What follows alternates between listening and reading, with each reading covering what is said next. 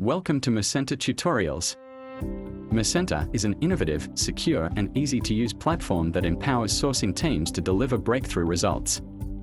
I'm William, and I'll be your instructor today. In this tutorial, I'll show you how to design and use proposal approval workflows in Mercenta. This tutorial is primarily aimed at users who will be implementing their company's approval matrix for supply contracts using Mercenta's approval workflow feature. In today's tutorial, I'll cover everything you need to know about designing and using proposal approval workflows in Mercenta. By the way, I'll be using the terms workflow, approval workflow, and proposal approval workflow interchangeably. They all mean the same thing. First, I'll provide a short introduction to contracts and how Mercenta implements the contractual requirements of offer and acceptance using proposals and approval workflows. With the introductions out of the way, you'll be ready to dive into the nitty-gritty of workflow design, followed up with a walkthrough demonstration of building a real-life approval workflow. Then I'll show you how to use your newly designed workflow by copying them to agreements and ultimately assigning them to proposals. This will include a demonstration where we will run our workflow and show you how approvers are notified and respond with decisions. I'll also demonstrate how you can track the progress of the approval process through execution logs. Sometimes things go wrong, so I'll also give you some tips on troubleshooting failed workflows. And finally, I'll conclude with some measures you can take to protect your organization through good corporate governance. Before we get started, your organization administrator should have registered your organization on Mercenta. If you wish to follow along, then you'll need to be suitably authorized so that you can access the resources needed for this tutorial. I've attached the list of required permission sets in the description. You'll also need to have a counterparty organization set up since I'm going to demonstrate how to interact with a running workflow using a real proposal. Please contact us if you would like us to set up a dummy account for you to test your agreements against. You should also be familiar with Mercenta's user interface. It's quite intuitive, but if you need any help, we have also uploaded a tutorial titled How to Use the Mercenta Portal on this channel. In order to demonstrate Mercenta's software, I may touch on various legal topics. I'm not a lawyer, and nothing in this tutorial constitutes legal advice. I have attached Mercenta's disclaimer in the description, which you should read and accept before continuing. Before we get into the detail of approval workflows, I'll explain why we need them and the role they play in Mercenta. An agreement is a contract between the buying and supplying companies that are party to an agreement. The act of forming or amending an agreement requires an offer and the acceptance by all the parties. The mechanism by which an offer is made and accepted is accomplished in Mercenta through a proposal and a proposal approval workflow.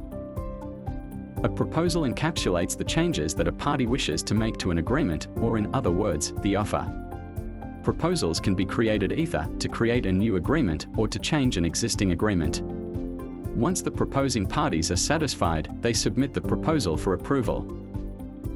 In order for a proposal to be approved, all of the parties must assign an approval workflow to the proposal, and then that workflow must end with an approved outcome. Mercenta will first ensure that the proposing parties all review the proposal first, before sending it to the approving parties for their review. The parties each individually review and approve, or reject the proposal using their own approval workflow, which is the subject of today's tutorial. If any of the parties reject the proposal, then it is rejected in its entirety. On the other hand, if the proposal is accepted by all the parties, then the proposal is merged into the agreement or amends the contract, and the new terms and conditions are binding on the parties. In this way, the approval workflow constitutes the acceptance by the party of a proposal.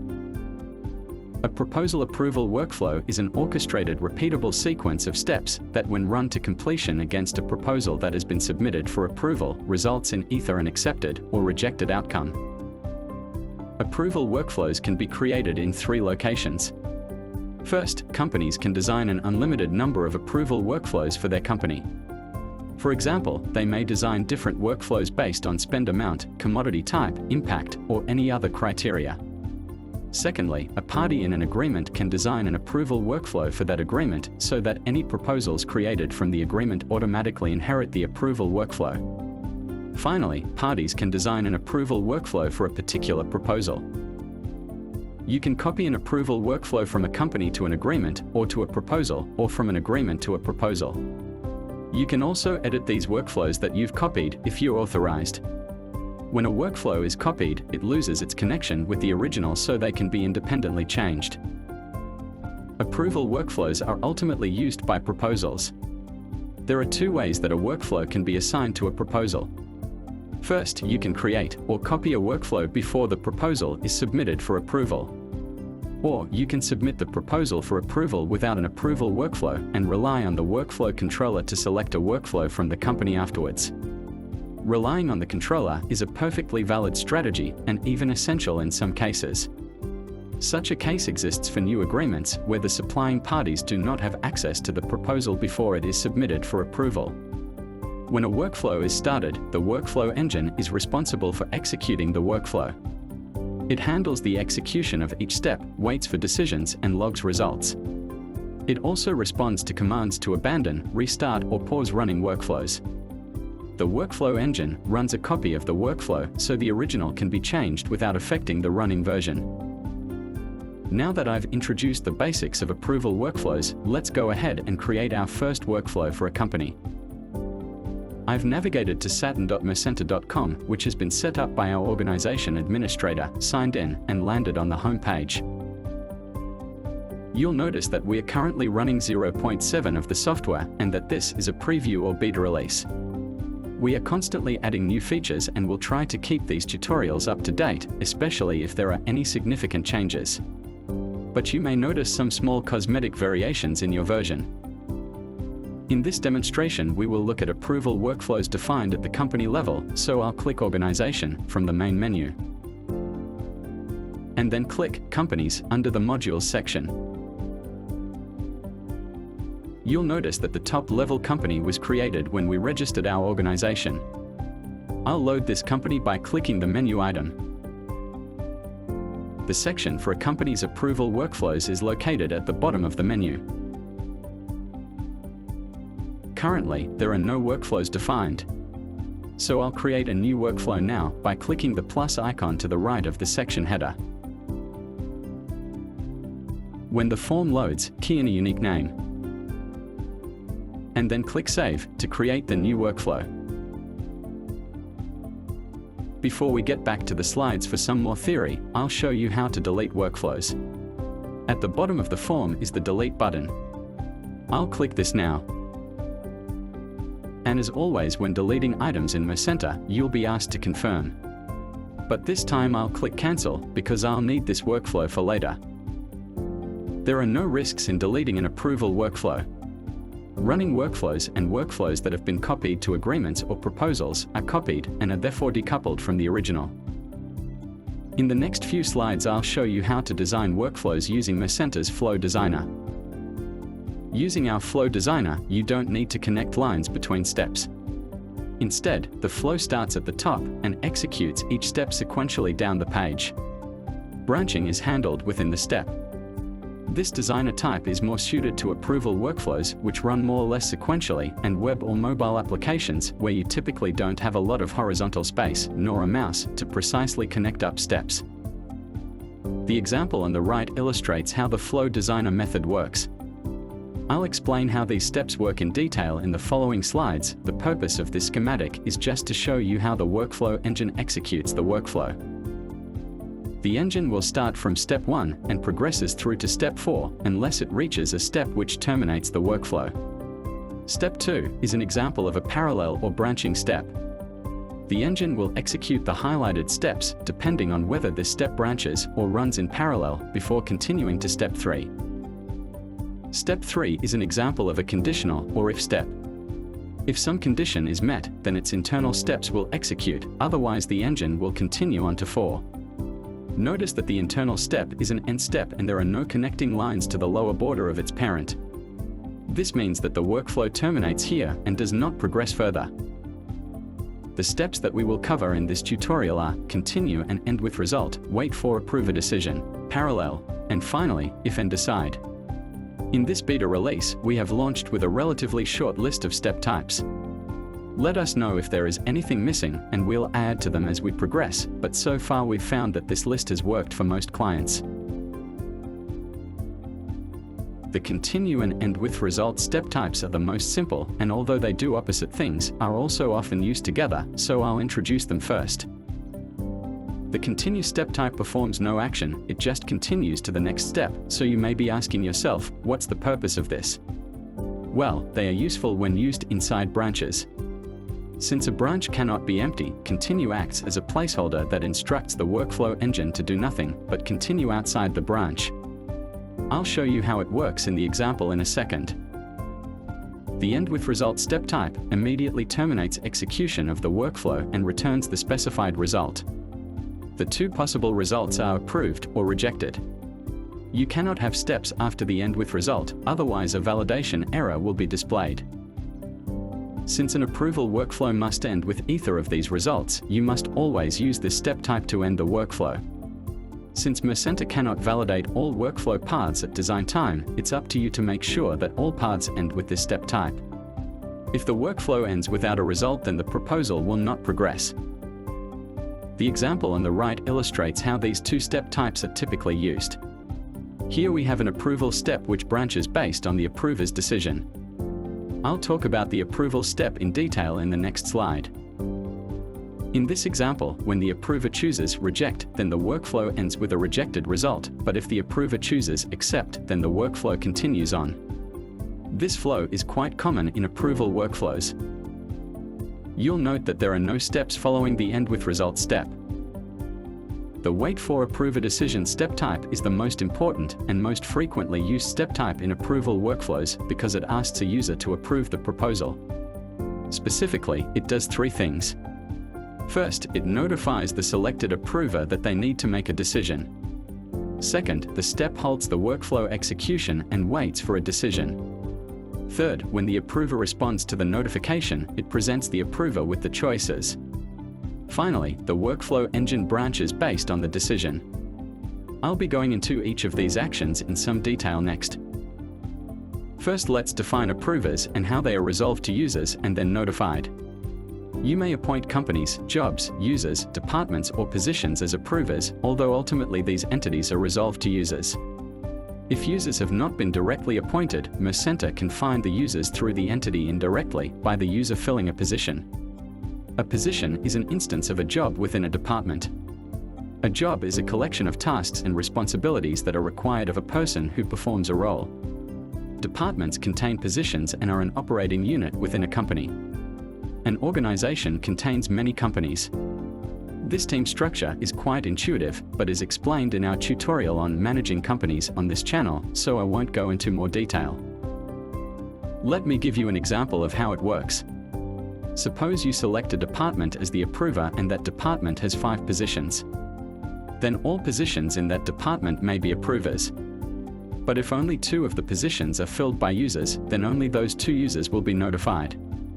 In the case of multiple users being resolved, all will be notified, and the first to respond makes the decision. If your selected approver cannot be resolved to users, as may happen when positions are vacant, then Mercenta cannot notify anyone. In this beta release, we currently only notify the resolved users internally through the portal.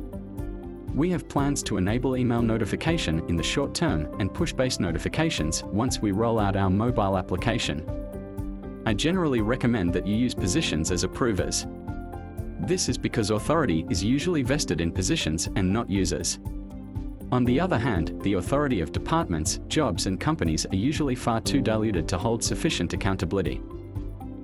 In the example on the right, you can see that the approver type is a position and that 2 positions have been appointed as approvers. When a user is notified, they will be presented with the changes made by the proposal, as well as the legal texts of the original agreement, the proposal, and the marked up or highlighted differences. I'll show you how this looks later in this tutorial when we run through a live approval. Once the approver has reviewed the proposal, they will also be presented with a list of choices where they may select only one. You may specify any number of choices, with each choice representing a branch that will be executed. The example on the right shows where the choices are specified and their associated branches. We can see that 2 choices have been defined: reject and approve. Any text can be used here, but of course it must be unique. When the approver selects approve, the workflow engine will run the branch containing a continue step. However, if the approver selects Reject, then the workflow engine will execute the branch containing the End with Result step. Once the user has selected one of the choices, they may also provide remarks or comments which will be saved along with their decision in the execution log. By default, steps are executed sequentially, but in some cases, you may wish to speed up the workflow by splitting the flow into branches which are run concurrently or simultaneously. This is achieved through the use of a parallel step type. A parallel step may have an unlimited number of branches, each containing an unlimited number of steps which are executed sequentially. The workflow engine executes each branch in parallel, independently of the others. There are a couple of important points that you need to be aware of. First, the workflow engine will wait for all the branches to complete before continuing on to the next step. If any of the branches contains a step which requires a decision from an approver, then the entire step will not complete until that decision is made. Second, if any of the branches contains an end step type, then of course the execution will terminate without waiting for the other branches to complete. The parallel step type is useful if you want to run parallel approvals when an approver's decision does not depend on the decisions of the prior approvers. For example, if you have an approval step that requires both finance and legal counsel to review the proposal. They will both be looking at different areas of the proposal, and the prior approval of one team is not a precursor for the other's approval. The example on the right illustrates how this would be configured. In this example, there are two branches. Each branch waits for the approval of the finance and legal teams respectively. The step will complete once all approvals are complete. On the next two slides, I'll cover two conditional step types which will allow you to run steps based on the result of an expression. These step types are currently quite difficult to use because in this beta release, they require knowledge of an expression language. In future releases, we plan to implement an easy-to-use expression builder which will allow you to build expressions using a drag-and-drop interface, so stay tuned. In the meantime, if you have a requirement to use conditionals and you are having some difficulties getting it working, then get in touch with us. The if step type executes if an expression is true.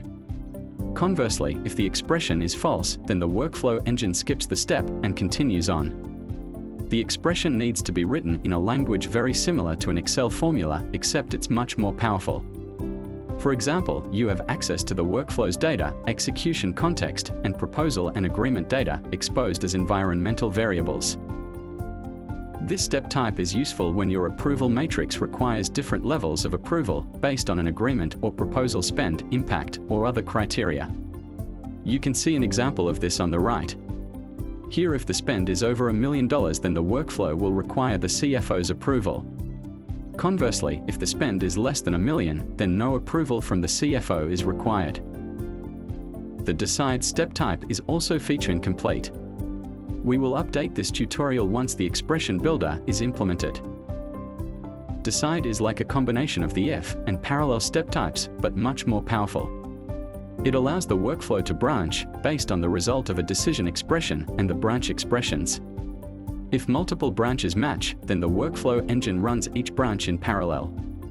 You can also optionally skip if none of the branches match. In this way, the Decide step reproduces the behavior of the if step. The decision expression outputs its result to a variable known as the outcome. Each of the branches has a branch expression that can use this outcome to produce a true or false result. The branch will run if the expression result is true. Conversely, if the expression result is false, then the branch will not run. Multiple branches could be true, so in this case, all those branches will run. On the other hand, if no branches are true, then the workflow will stop executing. You probably don't want this to happen, so you can optionally select Continue on No Match, which skips the step and continues on in the same way as the if step type. This step type is useful when your approval matrix requires different levels of approval. You can see an example of this on the right. The decision expression simply divides the impact by 100,000. Each branch then compares this outcome to determine which branch to run. If outcome is less than 1, the accounting manager needs to approve, but if the outcome is greater than 1, then the CFO must approve. These expressions cover all scenarios, so in this case there is no need to tick the Continue on No Match option. Now that we've reviewed the theory, let's head back to the portal and continue where we left off. Before we start adding steps, I'll update the description. This is displayed to approvers, so a description that tells them what workflow is running is always helpful.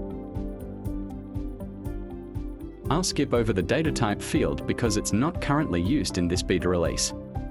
In the future, you'll have the ability to define your own workflow data, and this drop-down will enable data type selection. For this approval workflow, I'll add 3 levels. When the proposal is submitted for approval, the head of the sourcing department will review the work that the sourcing team have done. If accepted, then the proposal will be reviewed by the global commodity manager for that commodity. Finally, the managing director of the business unit will review. If all 3 approve, then the proposal will be approved and amend the agreement, otherwise the proposal will be rejected. Before we start, I'll maximize the form so that it's easier to see the steps.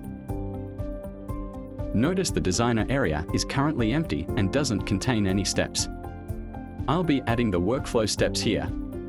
Create the first approval step by clicking the plus icon in the center of the designer panel. And then choose the Wait for Approver Decision step type from the list, and then click the Add Selected button. Now that the step is added to the designer panel, I'll configure its properties. First, I'll input a name. The name should convey the purpose of the step, since it will be shown to the approver. Also, the name will appear on the workflow's execution log, so it should ideally be unique. Second, I'll select the approver. Select Position as the approver type, and click the plus icon to add approvers. I'll search for the department head, and click the Add button to add our approver. You'll need to make sure that this position is filled, because when this step runs, the user that has filled this position will be notified. If there is a chance that this position could be vacant, you could add a backup. You can add as many approvers as you want. When this step runs, all of the approvers will receive notification. The first user to respond makes the decision, and the other notifications will be withdrawn. Now that the approver is selected, I'll add 2 choices. If the approver chooses Reject, then I'll reject the proposal, but if they choose Accept, then I'll continue to the next approver. To do this, click the Add Choice button, which creates a choice and its associated branch, which will get executed if the approver selects that choice. First, I'll input the choice Reject, which is displayed to the approver. Obviously, the choices need to be unique. Notice that the branch was created with a continue step already included. This is because a branch cannot be empty. If I delete the last step from a branch, either by deleting the step or clearing the container, then the branch will be deleted. So to prevent this happening, I'll add the End with Result step type first, then I'll remove the continue step. Click the plus icon at the bottom of the branch container and choose End with Result, and click the Add Selected button to add this step type. I'm adding it to the end because this step type must always be last, otherwise an error will be displayed. I'll set the result to Rejected, as I mentioned earlier. When this step runs, the workflow will immediately terminate and return a rejected result. To clean up this branch, remove the obsolete Continue step by clicking the cross icon and then confirming my decision. Then, I'll add the second choice. Click the Add Choice button again, and this time input Accept. I'll leave the Continue step alone, because if the approver chooses this option, we want to simply continue to the next approver. I could add the second and third approver here, but this would use up valuable horizontal space on the screen and make it confusing for others, so I usually prefer to add the next approver vertically. Either way, the result would be the same. Now that the first approver is added, I'll quickly add the other 2 approvers.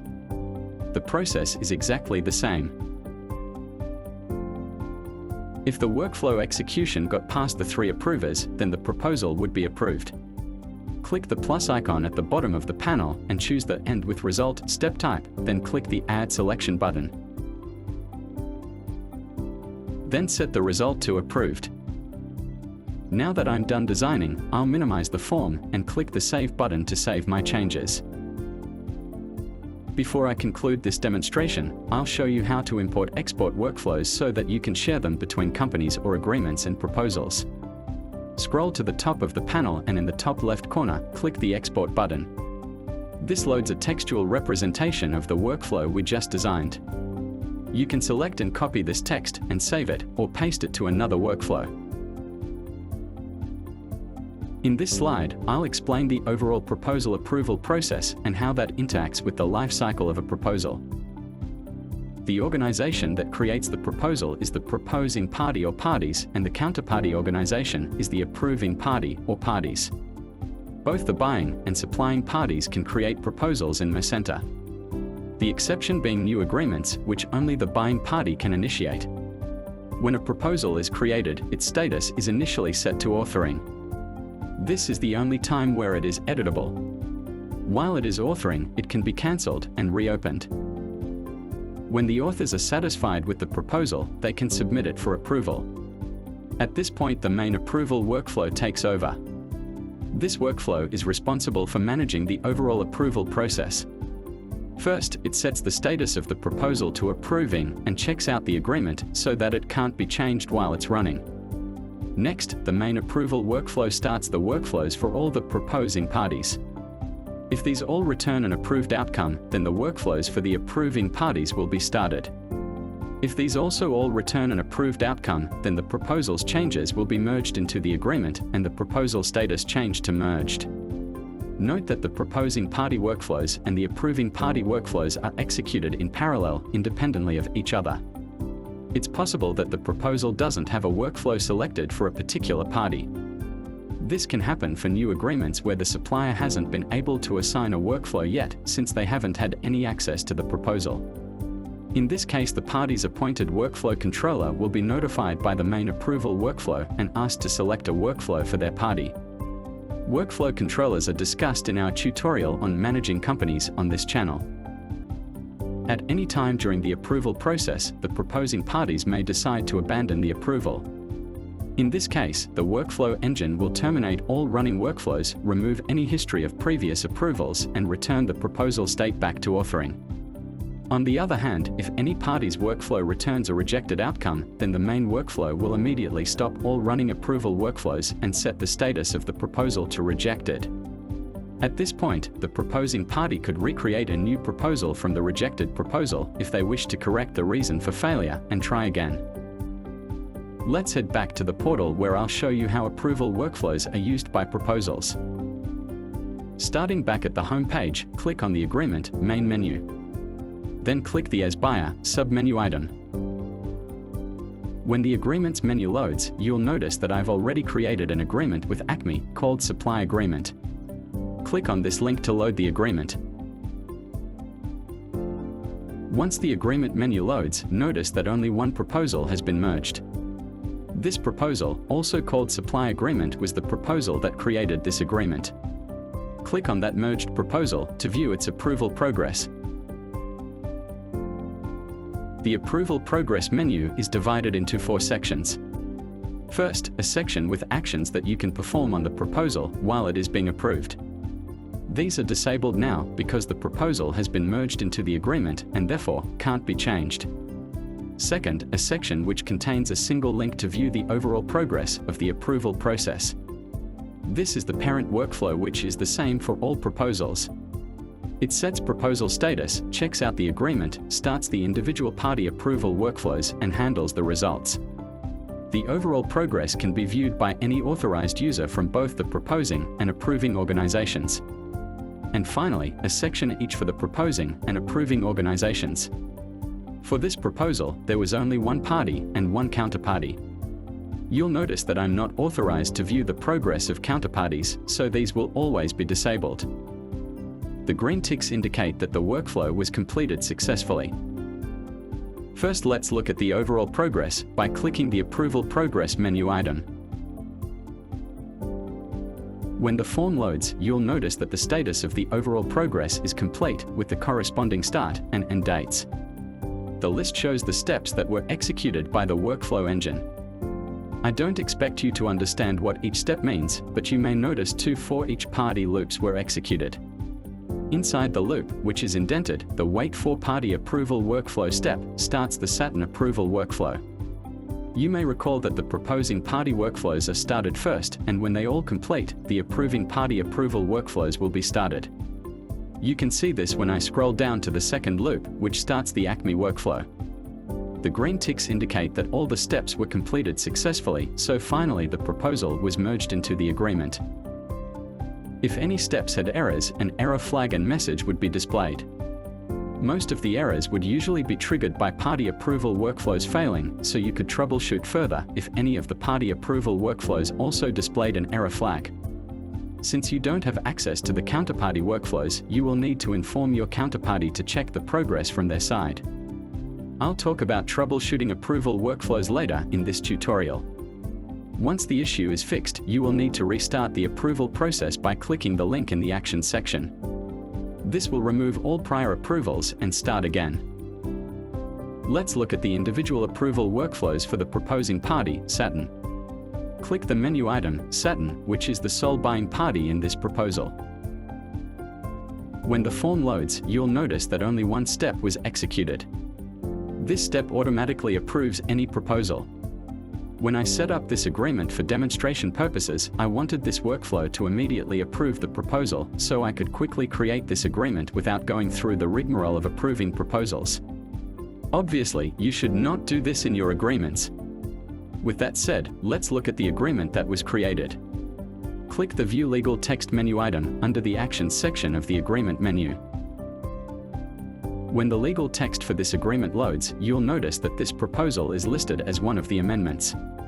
Later, we will change or amend this agreement using a new proposal. Please note, this legal text was drafted for demonstration purposes only and does not constitute legal advice. You should not use this text in your own agreements without talking to your lawyer. Next, I'll show you how to manage approval workflows for your agreements. Under the Agreement menu, click the Approval Workflows menu item in the Actions section. When the menu loads, you'll notice that all the parties to this agreement are listed, except the counterparties, which are not listed. We obviously don't have access to how they approve their proposals. In our case, there is only one party, Saturn. The tick mark indicates that an approval workflow exists for Saturn, which we'll view now by clicking this menu item. When the form loads, you may recognize this workflow by the existence of the infamous Always Approve step that was executed when we looked at the approval progress for the proposal. When an agreement is created, the proposal's workflow is automatically copied to the agreement. When we create a new proposal from this agreement, this approval workflow will likewise be copied to the new proposal. If you don't want this to happen, you can either remove or change this approval workflow. I won't demonstrate removing approval workflows in this tutorial. But if you want to remove this workflow, then click the Remove button at the bottom of the form and then confirm your decision. When an agreement doesn't have an approval workflow, it means that future proposals from this agreement will not inherit a workflow. Those proposals will either need to create an approval workflow before it's submitted for approval, or rely on the company's workflow controller to select a workflow after it's submitted. Alternatively, if you want to replace this workflow, then click the Replace button. When the dialog loads, you'll be given three options. First, you could replace the existing workflow with a new empty workflow and then continue designing your own. This option is disabled because I'm not currently authorized. In this beta release, we don't currently support copying workflows from open proposals, so the second option is also disabled. Finally, you could copy an approval workflow from the company. You may recognize that direct supply was the workflow we created earlier. But I won't choose this option now, instead I'll cancel out. I'll demonstrate how to do this later when we look at proposals. Now that we've reviewed the agreement's legal text and decided to make some improvements, I'll click the plus icon in the authoring section to create a new proposal. When the form loads, I'll input a name. I recommend that you keep your proposal small, focused, and the name should reflect the purpose of the proposal. Then click the Save button to create the proposal. The purpose of this tutorial is not to go into a lot of detail about proposals. We have uploaded a tutorial on this subject on this channel if you want to know more. Once the proposal is created, let's change the agreement name. Click the Basic Data menu item in the Agreement section. Once the form loads, change the agreement name to something less generic and then click the Save button to save our changes. We're not actually changing the agreement's name here, we're just proposing to at the moment. It's up to the parties to accept this change. Note that the change count has increased by 1. Next, I'll change the legal text. Click the legal text menu item in the same agreement section. When the form loads, you'll see the template which created the legal text you saw in the agreement. Scroll down to the preamble section. Then I'll replace the agreement name with a placeholder. I don't expect you to know anything about templates in this tutorial. If you're a lawyer, you'll need to know how to template legal text in Mercenta. We have uploaded a tutorial on this subject on this channel. I'll also change the effective date to a function that takes the date of the last proposal.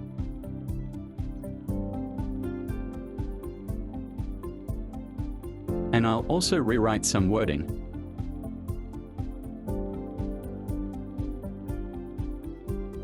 Please note that I'm not a lawyer, my edits here are entirely for demonstration purposes and do not constitute legal advice. Then I'll click the Save button to save my changes. Now that I've finished making the proposed changes to the agreement, I'll replace the approval workflow. Before we do that, however, a word of caution. For good corporate governance, the person that edits proposals should not be the same person that edits approval workflows. I've disregarded my own advice only for this tutorial. With that said, click the Parties menu item under the same agreement section. When the menu loads, click the Satin menu item in the Buying section. Once the form loads and we scroll down, you'll recognize that the workflow we saw earlier in the agreement has been copied to the proposal. I'm going to change that now. Click the Replace button. When the dialog loads, you'll see 3 options. First, you can create a new empty workflow as a basis to continue designing your own. Second, you can copy the workflow from the agreement. Or, finally, you can copy a workflow from the company. I'll choose the last option and then choose the direct supply workflow we created for Satin. Then click the Create button to copy this workflow to the proposal. Once the company workflow is copied to the proposal, I'll click the Save button to save my changes. And then close the form. Now that I'm done, I'll submit my proposal for approval. Click the Submit for Approval menu item on the Proposal menu in the Actions section. And then confirm your decision by clicking the Submit button. The workflow engine will first change the status of the proposal from authoring to approving. You can see that this proposal status is now approving in the agreement menu. Then the workflow engine will start the approval workflows for the proposing party, which is our company, Satin. The first approver that will receive notification is the head of the supply department. I have a confession to make. That position was actually filled by me. Another word of caution. The person that edits a proposal should definitely not be the same person that approves that proposal. Again, I've disregarded my own advice, but only for this tutorial. After a few seconds, you'll see that I've received a notification in the sidebar. Clicking the bell button displays notice that I've been requested to approve a proposal. I'll click this notification, which opens the decision form. At the same time, I'll close the sidebar so we have more space. All approvers will receive the same form. Along the top of the form is a set of checkboxes which controls what the approver sees. At least one option must be checked, which is why the Changes checkbox is currently disabled and we can't uncheck it. The idea here is that reviewers would mostly be interested in side-by-side comparisons. You will notice that the 2 changes we made are listed. I'll expand the Rename Agreement change, which displays the details of the change. The other 3 checkboxes display legal text. First, the Agreement checkbox displays the current agreement. I'll show that now and hide the changes. You may recognize the legal text that we saw when we looked at the agreement's legal text earlier. The second checkbox displays the proposal. I'm going to show that now and then maximize the form so we can see the 2 documents side by side. You may recognize the new wording in the preamble. Finally, when I click the difference checkbox and uncheck the others and minimize the form since we're not looking at a side-by-side comparison anymore, you'll see the highlighted changes we made to the preamble. And also the additional amendment, which is the current proposal. For the purposes of this tutorial, I'm actually going to reject this proposal. Select the Reject choice from the Decision drop-down, and then input an optional reason for the rejection which will be visible to the proposal authors.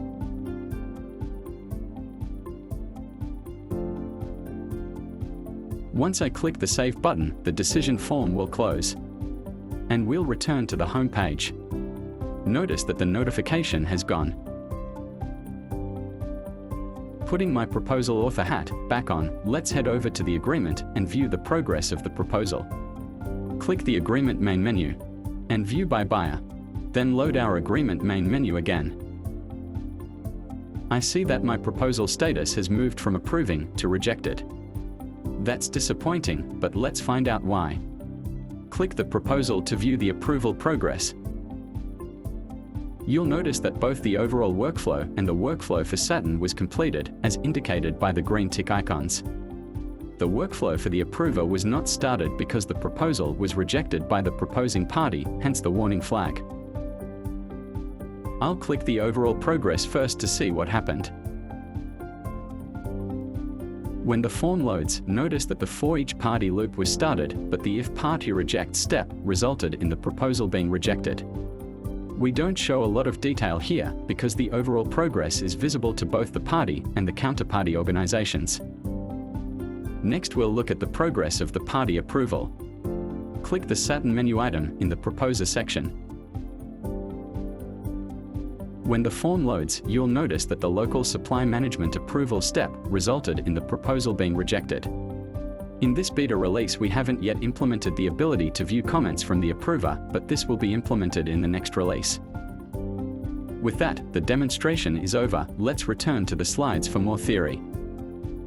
Workflows are complicated and a lot can go wrong. To make it easier, I'll divide errors into two types depending on when they occur: design time and runtime. The root cause of design time errors is that the workflow definitions exist as static data, disconnected from the rest of Mercenta. While the advantage is that they can be copied around, shared and even stored offline, the data that they depend on can change independently of the workflow, causing the workflow to become obsolete. An example of this occurring is when organization changes, such as removing an approver, causes the workflow that depends on that approver to become invalid. Fortunately, however, design time issues can be detected early and are unlikely to surface in running workflows. We always check that a workflow is valid before running it. This check occurs when a proposal is submitted for approval and when a workflow controller selects a company workflow. We also validate a workflow when it is copied and when changed.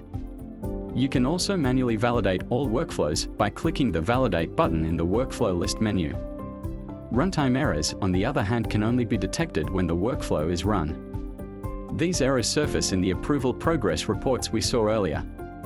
When an error occurs, the workflow will immediately stop running and transition to a terminated state, which cannot be resumed. The only solution is to fix the issue that caused the problem and then restart the proposal approval again. All prior approvals and execution logs will be cleared and the proposal approval will start again. If the error occurs at a counterparty, then you won't be able to dive deeper. The only option is to contact your counterparty and ask them to investigate from their side. While there are many things that can go wrong, the most common errors that we see are a wait for approver step that is unable to resolve users and a party approval workflow ending without a result. I'll talk about these two in some detail now. You may recall when I introduced the Wait for Approver step type that it's possible to appoint companies, jobs, users, departments, or positions as approvers. When a workflow is run, these entities are converted to users, if not users already. If the appointed selected approver cannot be resolved to users, as may happen when positions are vacant or when the user doesn't exist, then Mercenta cannot notify anyone and the workflow will fail. The solution in this case is to fill the vacant positions or appoint another approver and then restart the approval process again. The second issue is a little more difficult to troubleshoot because the party approval workflow will show that it has completed successfully, but the overall workflow continues waiting for a result. This can occur when an end with result step type is missing from a workflow path, or where none of the branches match in a decide step and the continue on no match is deselected. The only solution is to abandon approval, fix the offending workflow, and then resubmit the proposal for approval. If all else fails and you're unable to identify the cause of the problem, you'll need to contact Mercenta support.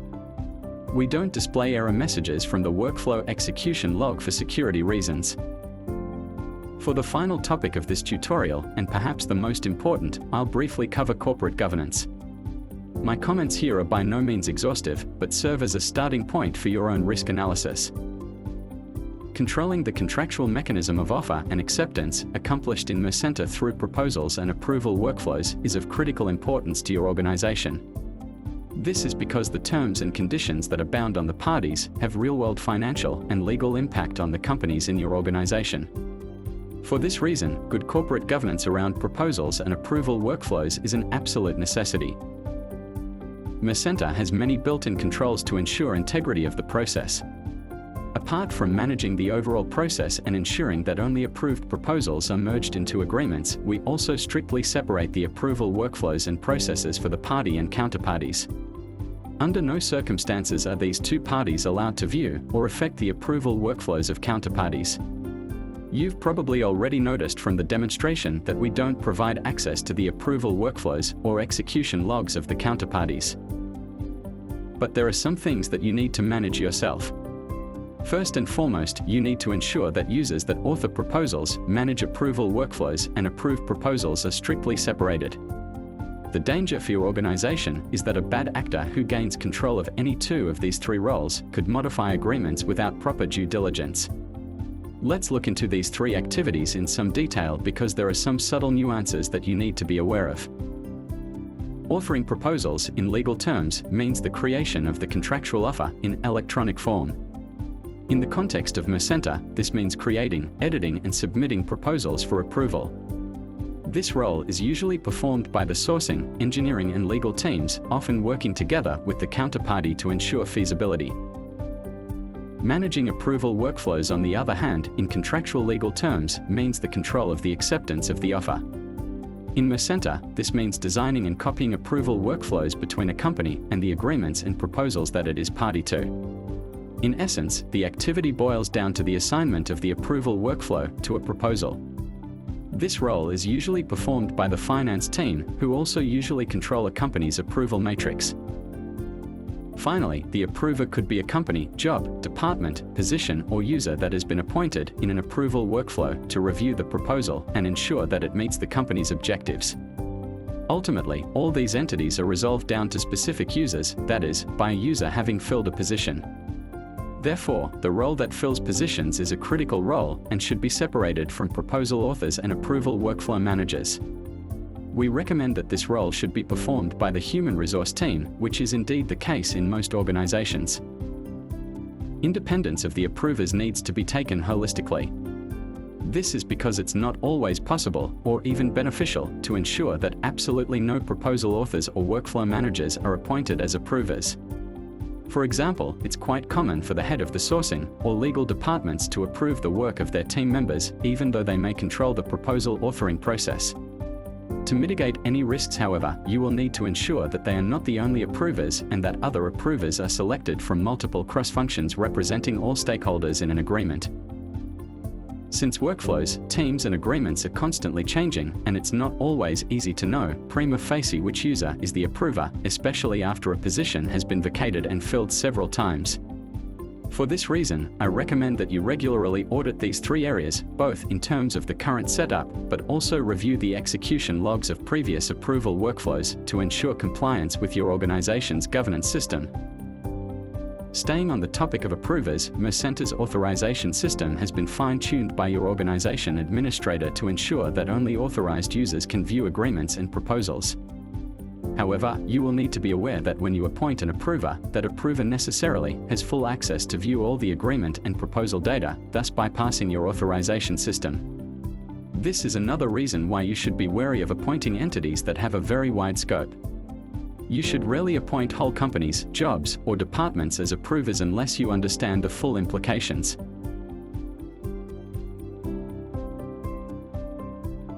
That was the final topic in our tutorial on approval workflows. Thank you for your attention and congratulations for staying until the end. Before you sign off, I'd like to give you a quick recap. We started by introducing the critical role that approval workflows play in controlling how parties become bound by the terms and conditions of a proposal in Mercenta. Then we dived into workflow design.